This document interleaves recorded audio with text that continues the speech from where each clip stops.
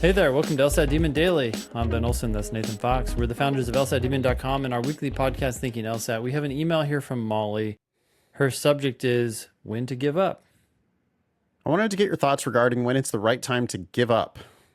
I have been studying with LSAT Demon since December, and I have not seen a lot of improvement in my practice test scores. However, I use the drill feature constantly and feel like I have seen improvement just from drilling. I don't rush, I predict answers, and I don't move on from the passage until I feel like I have grasped the argument. I work with judges and attorneys all day long, and I have an in-depth understanding of the area of law that I work in. I thought I could potentially get my JD and actually practice in this area of law. Now I'm wondering if I'm just wasting time and resources. I would rather adjust my career path than go to law school with a 155 LSAT and drown in debt. Thank you for taking the time to read my email, Molly. What do you think?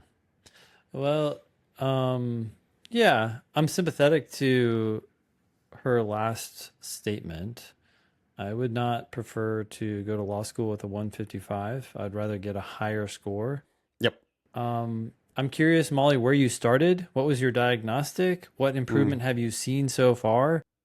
We hear a lot of people who start in the 130s or low 140s and they get up to 155.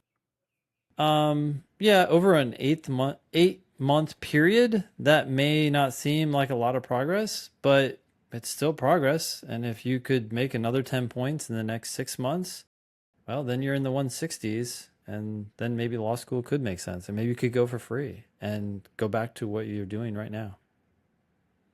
Yeah.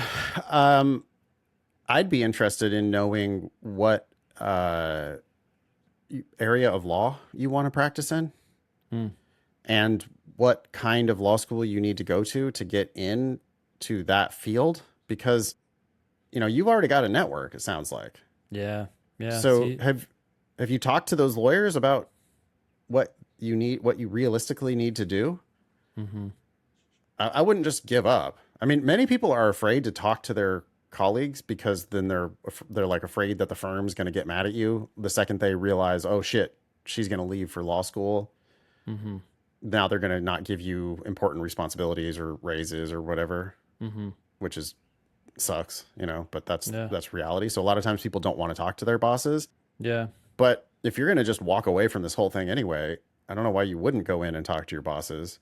It's possible that they're sitting there like, oh boy, I just really wish Molly would get her license. Yeah. Why can't she just get her license? I'm tired of having to sign her documentation. I wish she could go down to the court and file this for us.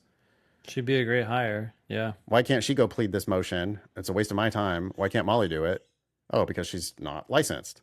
Well, there's ways to get licensed that don't involve going to prestige law schools and might not even require going to an ABA accredited law school. Yeah. Depending on what state you're in. Well, I mean, I am most familiar with the state of California because that's where I grew up and that's where I went to law school. California has California bar accredited schools that certify you to sit for the bar. Yeah. They cost wildly less. No big law firm is going to go hire lawyers from that firm. You know, you're going to have a hard time like pounding the pavement to go get yourself a job coming from those kinds of schools. Yeah.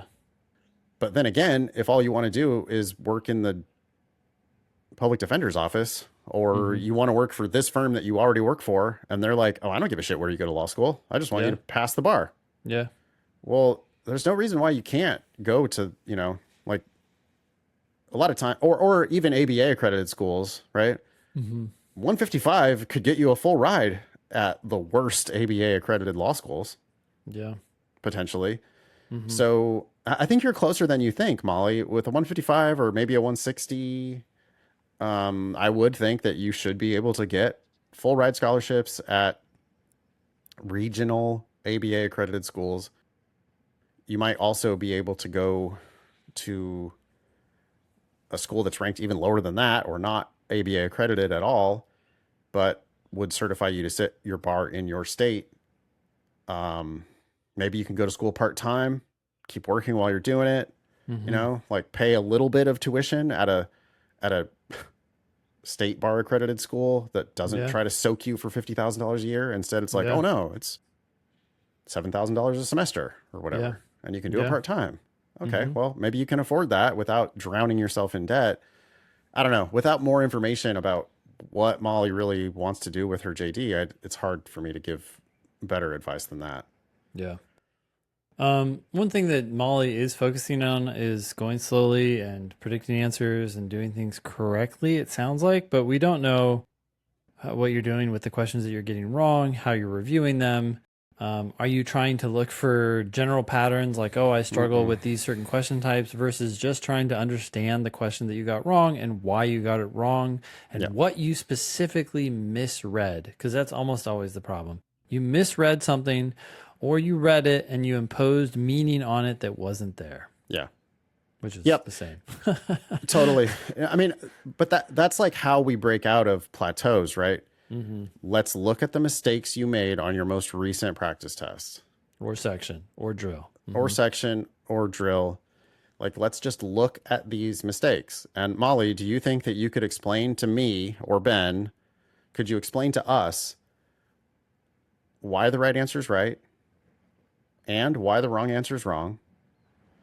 And give us a little bit of insight into how you made the two mistakes that it took to miss that question? Because, I mean, you didn't pick the right answer and you also picked a wrong answer. Those are two separate mistakes. If you were more careful, you shouldn't be making those two mistakes. Hmm. So when you go back and do your review, most people just shortcut it, right? Most people are just like, oh, yeah, well, I see now. Hmm. D's a better fit. Oh, Yeah. it's a necessary assumption question. Uh-huh. Yeah. Yeah. Oh, okay. Okay. All right. Yeah. Next. Yeah. You didn't learn shit Oh, there. D was the answer I was like sitting on for a little bit. Yeah. I knew it was either B or D. Yeah. Okay, well, that's where you actually make your money. You know? Yeah. Some people realize that it's D and not B. Well, it's funny because other prep companies like actually teach people to go hunt down 50/50s and just, oh yeah, narrow it, like get rid of the three worst answers, narrow it down to a 50/50. Take a You know, guess. Yeah. sometimes it's just really close and we don't know which one's right and which one's wrong. You know, and just take a 50/50. That's great. You're going to get that right half the time.